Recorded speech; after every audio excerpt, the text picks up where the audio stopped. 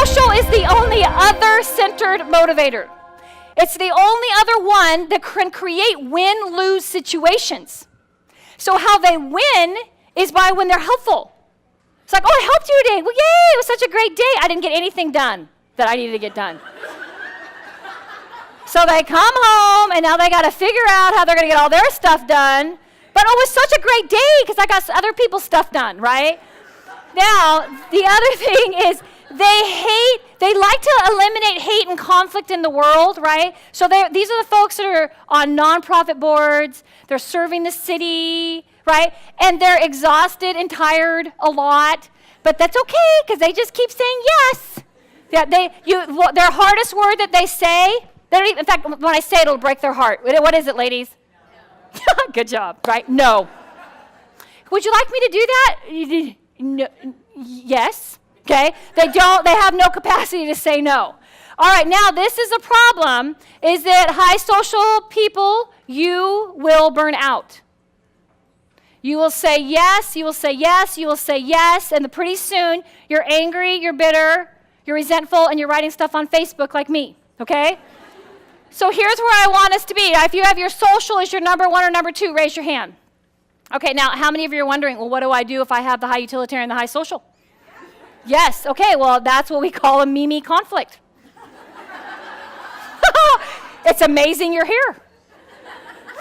Okay, so here's the deal. The high social wants to be helpful, and the utilitarian is, and they better take my advice, okay? The high social wants to be out there giving. What are we going to do? What are you going to do with that? If I give you the money, what are you going to do? So like they're in a lot of conflict when the side of the road, like, you know, family of three in desperate need. They're like, oh my gosh, I got to help those people. But then the fear of taking advantage, like, well, I don't know, are they really? What's going on there? A fear of taking advantage is there, right? So they don't know what to do. They don't know what to do. They don't know what to do. So if they have water that costs them 39 cents, they'll give it to them. If not, they're going to call Union Gospel Mission, which is right here, and say, I'd like to order 20 meals at $20.3, you know, whatever they are. Like they figure out how many meals they can buy, and they send them, right? So you can kind of see that difference. All right, now, here's another thing for us all to know about high socials. Utilitarian. Who's the utilitarian looking out for? Themselves, okay? Who's the high social person looking out for? The high utilitarian, okay? Who's looking out for the high utilitarian? The high social? Nobody, okay? So then what happens? The utilitarian has no clue that they should be helpful. They think, you're a good use to me. This is a good use of you. It's you helping me. I like it, okay? But then the high social, they get all freaked out. They're like, I think that everyone should be helpful like me. And the utilitarian is like, I don't have time for that. I have a high billable rate, and you're not worth it, so let's go, right?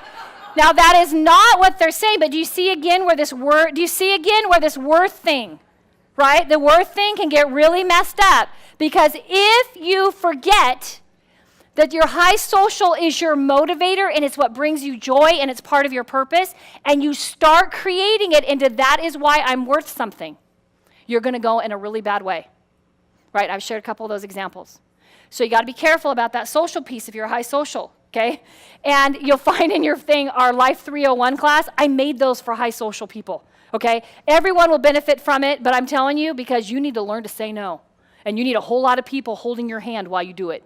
All right, so high socials, default to no. Let's say them together. Ready? Here we go. 1, 2, 3. No. It's a complete sentence.